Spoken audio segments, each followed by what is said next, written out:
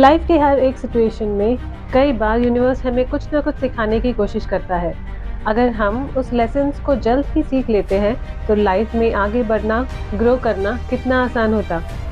Life को जीने में कितनी क्लैरिटी मिलती, है ना? 2023 मेरे लिए ऐसा ही एक साल था जहां मैंने बहुत सारे लेसन सीखे। लेकिन the most important lesson which I have learned in 2023 was to stay away from attachment and always stay detached. वैसे 2023 was definitely not the year जब मैंने एक्चुअल में अटैचमेंट और डिटैचमेंट के बारे में सीखा। 2020, 2021, 2022 were the years when I was going through a very bad phase of my life, and that was the time when I came across these terms attachment and detachment. And I realized that most of my pain, most of my problems, most of my hurts were mostly because of the attachment I had with the people around me. 2023 मेरे लिए एक testing period था जहां universe मेरी test ले रहे थे कि मैंने जो 2 साल पहले जो चीज़ सीखी थी क्या वो मुझे याद है, क्या मैं अपनी लाइफ में इम्प्लीमेंट कर भी रही हूँ कि नहीं। फॉर इंस्टेंस, जैसे हम स्कूल में पढ़ते हैं, हमारे बहुत सारे लेसन्स रहते हैं, हमें काफ़ी लेसन सिखाए जाते हैं स्कूल्स में। और सारे लेसन सीखने के बाद जब एग्ज़ाम्स की बारी आती है तो एन मोमेंट में हम चीज़ें भूल जाते हैं। तो लाइफ में भी वही फंडा है। बहुत सारे प्रॉब्लम्स के बीच हमें बहुत सारे लेसन्स सीखने मिलते हैं और वो लेसन्स हम बहुत ज़्यादा बिज़ी शेड्यूल होने की वजह से या फिर हम काफ़ी करियर के पीछे भागने की वजह से या फिर लाइफ की कुछ और प्रॉब्लम्स में फँसे होने की वजह से हम भूल जाते हैं। तो यूनिवर्स का डंडा मार के यूनिवर्स हमें याद दिलाता है कि भाई तुझे याद भी है कि तूने क्या सीखा था, क्या तू इम्प्लीमेंट कर भी रही है उसे अपने लाइफ में। सो अब सवाल आता है कि क्या है ये अटैचमेंट? क्या है ये डिटैचमेंट? किस चिड़िया का नाम है ये अटैचमेंट और डिटैचमेंट? और इस अटैचमेंट को अपने लाइफ से दूर भेजने के लिए और डिटैचमेंट को अपनाने के लिए हमें क्या करना चाहिए? डोंट वरी, मैं बताऊंगी आपको कि मैंने अपने लाइफ में अटैचमेंट को दूर करने के लिए और डिटैचमेंट को अपनाने के लिए क्या-क्या स्टेप्स फॉलो किए। So the first step to stay away from attachment is to start loving yourself. Yes, self love बहुत ज़्यादा इम्पोर्टेंट है। जो प्यार, जो केयर आप दूसरों को देने की कोशिश कर रहे थे, दूसरों को दे रहे थे, वही प्यार और वही केयर आपको अपने आप को देना है, अपने आप से करना है। सेल्फ लव मतलब आप अपने बारे में सोचो। दूसरों के बारे में आज तक सोचते आ रहे हो, अभी आप अपने बारे में सोचने की कोशिश करो। अपने जो जो आपको अच्छा लग रहा है वो चीज़ करो। अपने गोल्स के बारे में सोचो, अपने करियर के बारे में सोचो।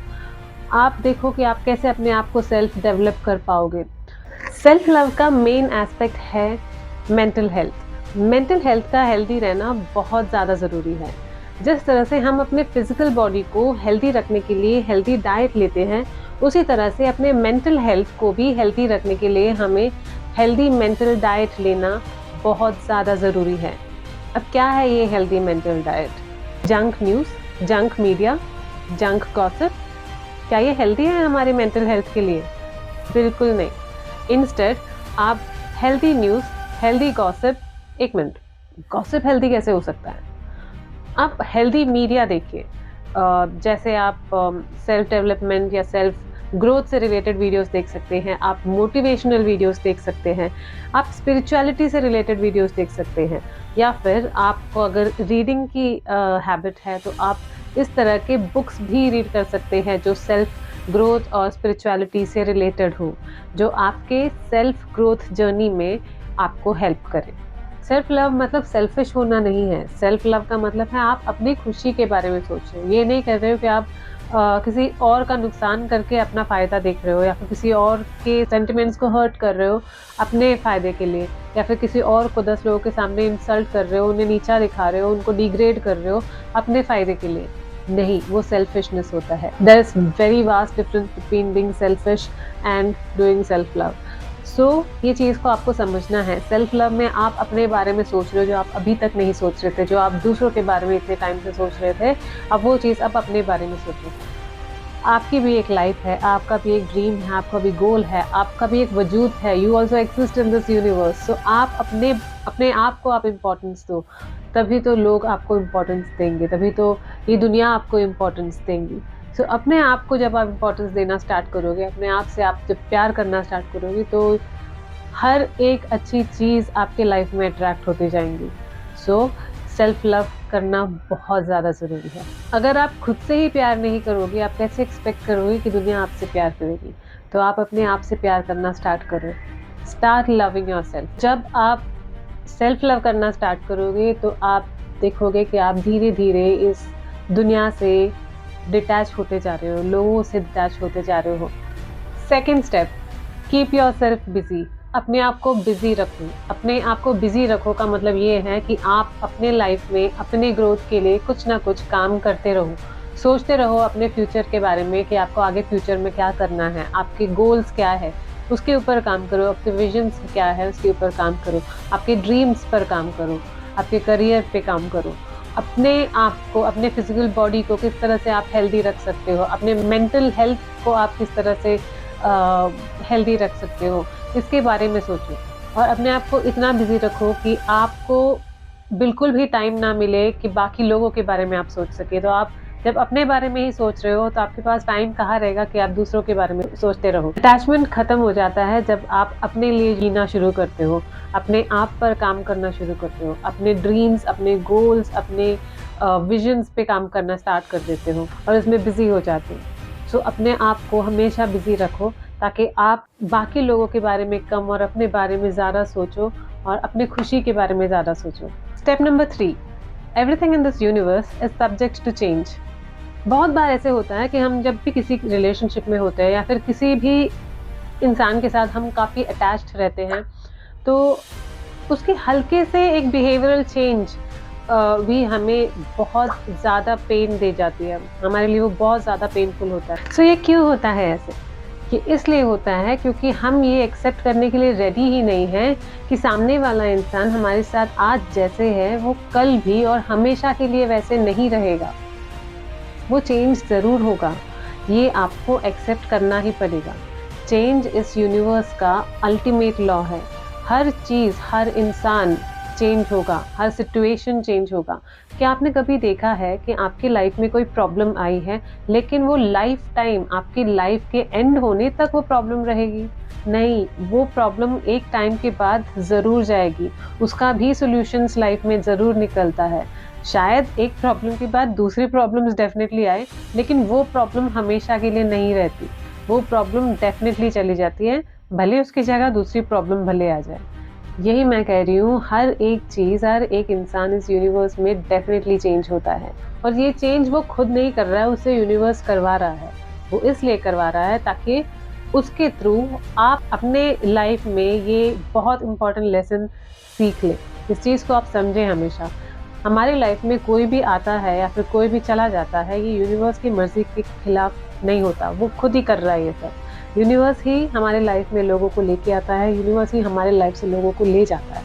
अगर ऐसा कुछ हो रहा है कि आपके लाइफ से बार-बार लोग जा रहे हैं और आपको ज़्यादा पेन हो रहा है, तो आप ये एनालाइज़ करो कि ये क्या पैटर्न रिपीट कर रहे हो, instead of blaming the other person कि उसने मेरे साथ ऐसा क्यों किया, उसने मुझे इतना पेन क्यों दिया। वो ब्लेम करने की जगह आप एनालाइज़ करो कि ये क्या पैटर्न बार-बार रिपीट हो रहा है आपके साथ।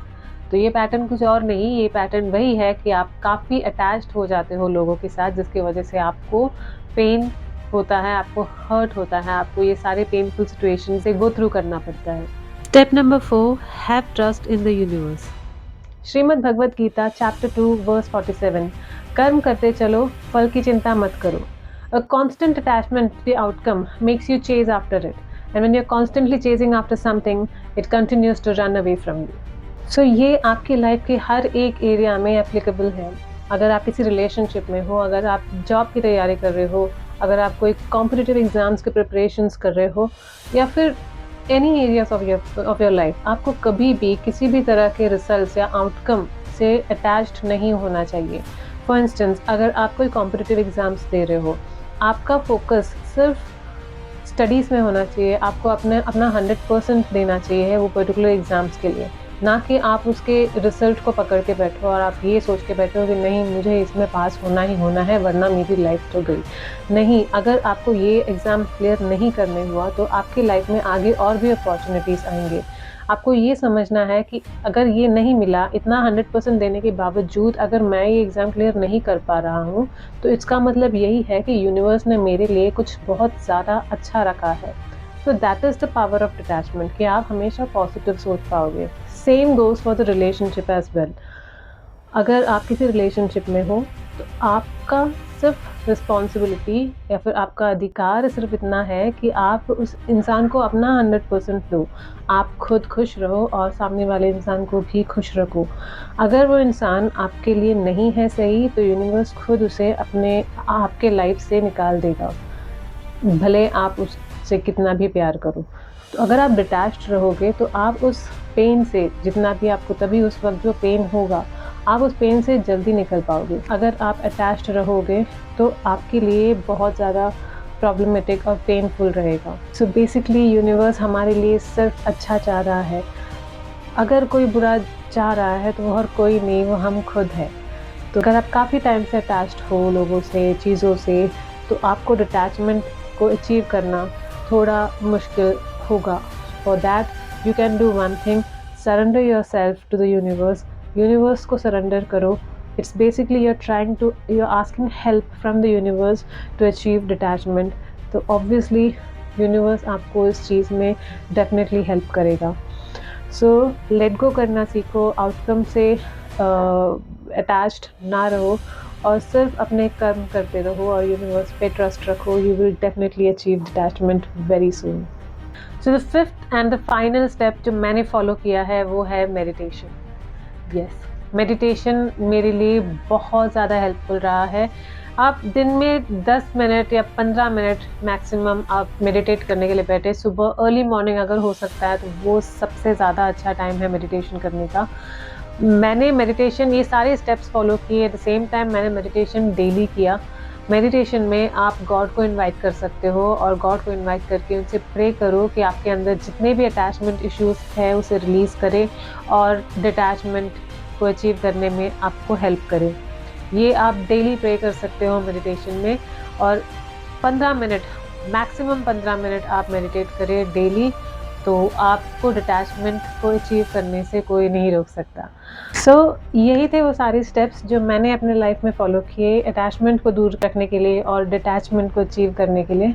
तो अगर आपको मेरा ये वीडियो अच्छा लगा हो तो प्लीज़ मेरे वीडियो को लाइक करें, मेरे चैनल को सब्सक्राइब करें। मैं इसी तरह से बहुत अच्छे कंटेंट्स, अच्छे टॉपिक्स लेकर आऊँगी। So till then, take care. Bye bye. God bless.